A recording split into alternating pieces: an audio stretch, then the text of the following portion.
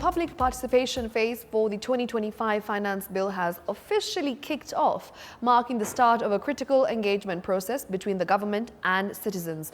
Kenyans from across the country, alongside various institutions, are submitting their proposals and recommendations on the proposed financial measures.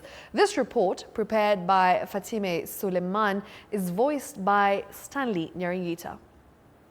The National Assembly's Committee on Finance and Planning has officially launched the public participation exercise for 2025 financial bill.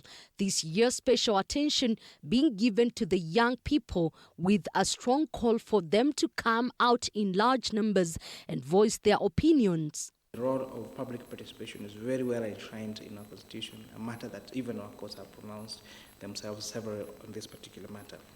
Led by Molo MP Kuria Kimani, the committee is urging all Kenyans to actively take part by submitting their proposals and feedback online.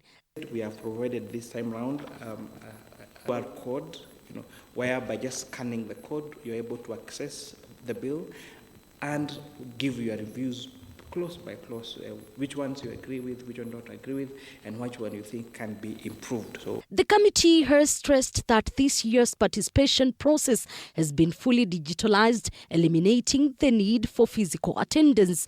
This, as online engagement is expected to streamline and accelerate public input. Kenyans, and especially young people across the country, to be involved. We did say, and I did commit, that the National Assembly this time around will not just have the traditional ICC meetings, because there's not many people who have the time to leave their workplaces and physically go to a physical location to give their views. And this.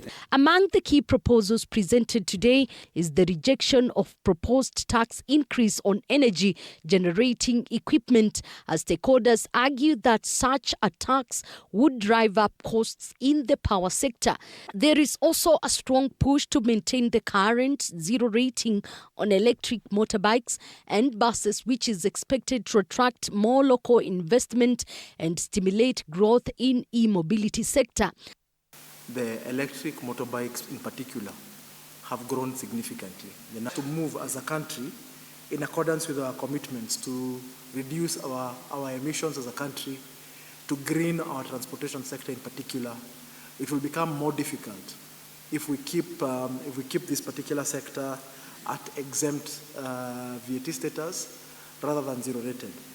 Another notable recommendation is the retention of the current tax rates for construction companies.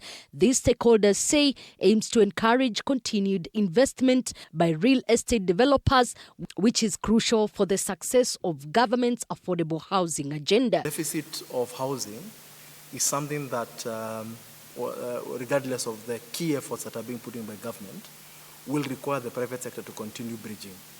So the withdrawal of this exemption creates a big challenge.